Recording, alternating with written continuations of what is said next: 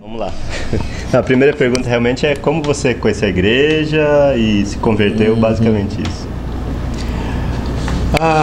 Eu morava em São Paulo, eu morava no bairro de Santo Amaro, e um dia eu era católico, e um dia eu estudava no Colégio Meninópolis, ali no Brooklyn, e aí tinha que ir domingo à missa, né, para receber a caderneta, né? E eu fui na missa receber a caderneta, mas regularmente eu ia. E aí lá eu vi uma menina que achei bonita, me interessou e etc. Aí quando ela saiu, eu acompanhei, né? E ela, fui conversando com ela, né? Perguntei se podia acompanhar ela em casa, foi conversando com ela, etc. E aí marcamos outras vezes para a gente se encontrar, conversar e tudo. E aí, como resultado, é que a mãe dela, nossa irmã Neide Siqueira, que fazia naquela época já traduções para os missionários americanos em 1964, né? Ela fazia as traduções já das apostilas, dos missionários, etc. E então essa menina, a filha dela, né, me perguntou se eu gostaria de ter um estudo bíblico com os missionários, né? Eu falei, eu queria estar junto com a menina e tudo, né? Aí eu falei que queria, né? E aí eu comecei a estudar com o missionário Glenn Owen, né? Era um dos missionários do grupo original. E estudamos, eu tinha muitas perguntas, né? Fiz muitas perguntas para ele, até que chegou um ponto que eu não tinha mais perguntas, ele tinha me respondido tudo que naquela época, naquele momento eu queria saber. E aí eu só pude aceitar Cristo, né? Não tive outra alternativa, né? E aí foi em 94, não me lembro que mês, acho que foi em março, por aí, 94. E aí eu fiquei, né? 94? Não, desculpe, 64, 1964. E aí eu fiquei ainda em São Paulo, aí logo depois da conversão, quem ficou mais me ajudando como meu mentor, etc., foi o nosso irmão Alan Dutton, né? O pai. E aí ele começou a me levar junto com ele nas aulas, começou a me ensinar a como usar o Eterno Propósito um pouquinho. E aí a igreja em São José do Rio Preto estava sem missionário. Naquela época o missionário tinha ido embora por questões de saúde, e a igreja estava quase sumindo. Tinha prédio próprio, a primeira igreja no Brasil que eu saiba ter prédio próprio.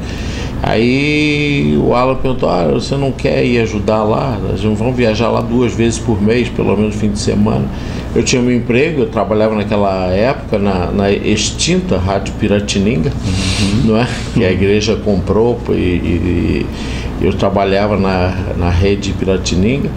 E aí todo fim de semana, cada 15 dias eu pegava um ônibus, pegava um trem para São José do Rio Preto, de São Paulo, ia passar fim de semana trabalhando, ia sempre eu e um outro irmão. Eu era o constante, o outro irmão sempre variava. Aí pegávamos o ônibus domingo de noite, voltávamos para São Paulo, e assim fiquei vários meses fazendo isso, até que o Alan recebeu um convite para ir começar a igreja em Porto Alegre. Meu irmão lá, John Murdoch, que era um professor na Universidade Federal do Rio Grande do Sul, e ele queria começar a igreja lá em Porto Alegre. Era um cristão que tinha vindo dos Estados Unidos, e aí o Alan aceitou o convite.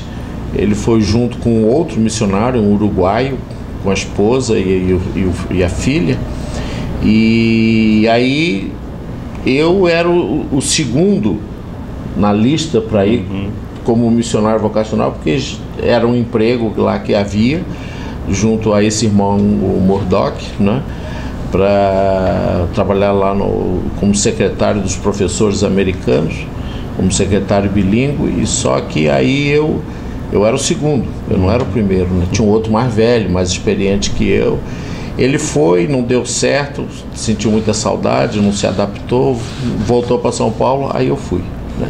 Isso foi em outubro, novembro de 1966.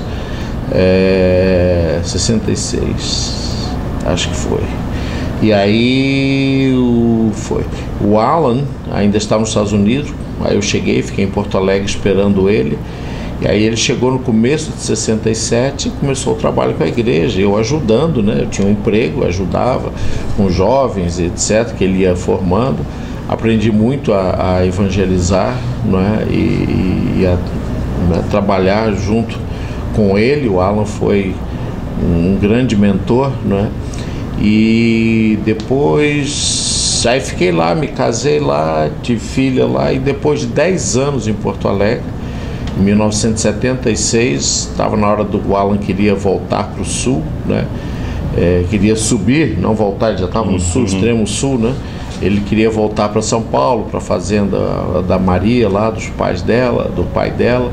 Então, aí ele me convidou para trabalhar, né, tempo integral com a igreja. Isso foi em 76. Aí o Alan veio, subiu, voltou para São Paulo, para Cabreúva ali, né?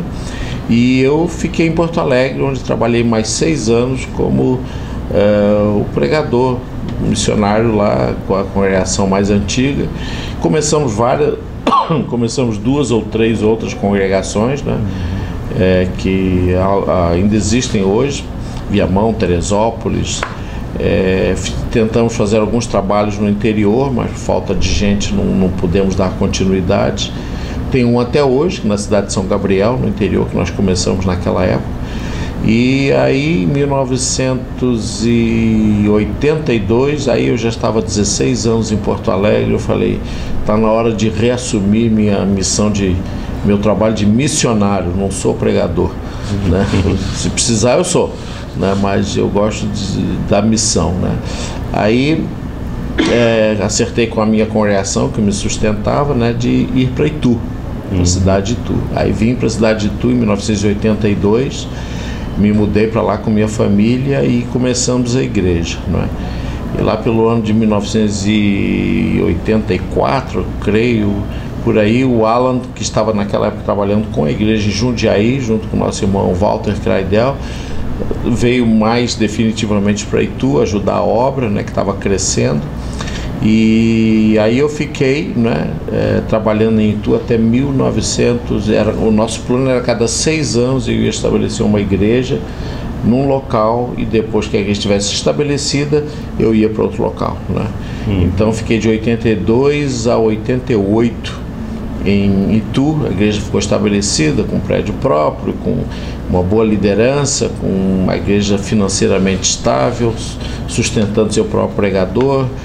E aí eu voltei de novo para o sul, fui para Florianópolis ajudar mais 3 famílias de missionários que chegaram a Florianópolis para começar o trabalho. Me juntei a eles em 88 e fiquei lá até 1994. Implantamos a igreja. E aí, naquela época, em 94, minha esposa faleceu em Florianópolis. E aí eu decidi que precisava de uma parada, de uma mudança de ares, etc. Aí eu fui para os Estados Unidos, fiquei lá de 94 a 2000. Lá eu casei com a minha atual esposa, não é? Trabalhei com várias igrejas nos Estados Unidos, na Flórida, Tennessee, Louisiana, mas eu sempre tive no meu coração o trabalho aqui no Brasil, né? Sempre gostei do trabalho missionário. E então, no ano 2000, eu voltei para o Brasil, né? Voltei para a cidade de Natal. Tinha um trabalho lá muito incipiente, um trabalho que precisava de ajuda, né? Aí eu, em 2000, me mudei, me juntei a uma outra família de missionários que tinham lá e fiquei então 5 anos em Natal ajudando a desenvolver aquele trabalho, né? Compramos um prédio bom para a igreja lá. Enfim, morei 5 anos, aí voltamos de novo para os Estados Unidos, minha esposa e eu. E minha vida é de 6 em 6 ou 5 em 5, nunca sai disso, né? Estou querendo quebrar esse molde, né? Mas depois de 5 anos em Natal, voltamos para os Estados Unidos em 2005. Aí fiquei mais 5 anos nos Estados Unidos, trabalhando como pai social, como pregador em igrejas até já Louisiana não, na Califórnia e Alabama, não é? E com pai social também no Alabama. Aí depois de 5 anos, de novo 5 anos, nos Estados Unidos, eu estava com muito desejo de voltar para o Brasil de novo, para continuar a obra missionária aqui. E aí em julho de 2010, com minha família e uma filha, uma neta que nós adotamos em 2005, quando voltamos aos Estados Unidos, nós voltamos para o Brasil, para Itarema, no Ceará. Estamos lá desde julho de 2010. Então, eu trabalho lá em casas, né? Eu trabalho em casas e no prédio, tem 2 tipos de trabalho lá que eu ajudo. E estamos lá há quase 2 anos, né? Deus tem abençoado o trabalho, foi muito bom para mim ir para lá, porque estou aprendendo uma coisa nova, que é o trabalho em casas, né? É simplesmente, para mim, no meu entender, uma metodologia diferente, né? Então, estamos fazendo esse trabalho lá. Deus está abençoando bastante, está sendo muito bom para mim, estou aprendendo muito, né? E então essa é mais ou menos rápido, acho que talvez uns 10 minutos deu para contar a história da minha vida. E quais são os planos futuros? Olha, meu irmão, os planos futuros é que eu quero investir mais nesse trabalho em casas, né? Tenho muita vontade, eu gostei, é um trabalho bem mais simples, mas menos despesas, né? Muito menos despesa, mais liberdade, no sentido de que você não tem que se envolver com prédio, com documentação, com registro, com legislação, com imposto de renda para ninguém, nada. Você deixa tudo e joga no lixo, né? E vai procurar só ensinar usando a Bíblia e converter e levar as pessoas a Cristo. Então eu quero investir mais nesse trabalho, né? Eu acredito que no Ceará o trabalho está muito bem lá e está andando bem, né? As pessoas têm me perguntado como é que está o trabalho. Eu falo, olha, Deus está trabalhando muito, né? Eu estou trabalhando pouco, mas Deus está trabalhando muito, porque a obra é dele. Então, quer dizer, realmente Deus tem abençoado. Então os planos para o futuro é talvez vir para o sul, não é, do Brasil, e investir mais. Tem vários pequenos trabalhos em casa, começando no sul. Quando eu digo sul, é do Paraná até o Rio Grande do Sul, né? Tem vários locais que precisam de apoio, estão começando, não é? Então a ideia é voltar para o sul, que é o meu, né, as minhas raízes, né? Voltar para o sul e fazer esse trabalho nas casas, né? Não só necessariamente, se houver a necessidade de ajudar um trabalho que seja num prédio, qualquer coisa, tudo é o trabalho do Senhor. Então eu quero voltar para o sul, não é? E fazer esse trabalho e, se possível, fazer a mesma coisa que o Alan fez comigo, né? Pegar jovens, né, que queiram ser missionários vocacionais para me acompanhar nesse trabalho, né? Para que eles possam ter a oportunidade de se desenvolver, não é? E desenvolver a obra de Deus também, não é? E eu acho que uma excelente maneira de fazer isso é quando você coloca a mão na massa, não é? Então eu espero poder fazer isso, né? Continuar o que o Alan começou, não é? E que eu acho que já acontece em outros locais do Brasil também. Eu sei que tem outros missionários vocacionais por aí, não é? E eu acho que é uma bênção, né? E se a gente puder envolver os jovens e os aposentados também, não é? Que gostariam de usar parte da sua vida, né? Nesse momento em que eles não têm mais muitas obrigações e tem mais tempo livre, né? Eles irem talvez para um local, passar 1, 2 anos ajudando uma obra, desenvolver, e depois podem voltar para o seu local de origem, qualquer coisa. Mas a ideia é envolver mais missionários vocacionais na obra, que eu acho que tem um grande potencial, e também baixo custo, não é? Baixo custo. Esse é o meu plano, que eu estou pedindo a bênção de Deus, a anuência de Deus, né, se for da vontade dele, que isso aconteça. Um bom plano. Eu espero que seja. Eu acho que não é? Mas vamos ver como é que se desenvolve, né? Ótimo, obrigado. Nada, meu irmão. Conversamos aqui com Álvaro, que faz parte da história da igreja, que estava desde praticamente do começo, né? Conheceu, teve contato com aqueles irmãos que trouxeram o Evangelho de uma forma pura, né? E acho que merece ser reconhecido realmente pelo trabalho que realizou. Várias congregações, né, que foram iniciadas pelo seu trabalho, né? Que Deus abençoe, que não sejam só aquelas lembranças, mas daqui para frente também, né, novas congregações. Amém. Que tenhamos mais histórias para contar. Eu espero que eu só pare quando eu for pro túmulo.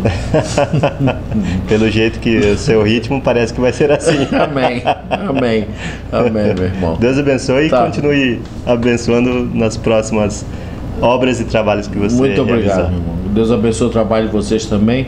Como eu já te disse uma vez, um povo sem história, né? É um povo sem memória, né? Verdade. O trabalho que vocês fazem é maravilhoso. O que eu puder ajudar, eu quero ajudar, porque eu acho que muita coisa se perde, muitas lições se perdem, que a gente aprende com a história, né? Porque a história sempre se repete. Tem muitas coisas que a gente perde lições importantes porque a gente perde história, perde a nossa memória. Se a gente perde a nossa memória, a gente não está muito bem, não. Tá realmente para acabar, né? Obrigado, meu irmão. Eu que agradeço. Deus abençoe o trabalho de vocês. Muito obrigado. Conversamos aqui com o Álvaro, que merece realmente todo o nosso respeito, né, e reconhecimento pela obra que Deus tem realizado através dos esforços dele, da vida dele, né? E estamos diretamente para o resgate histórico.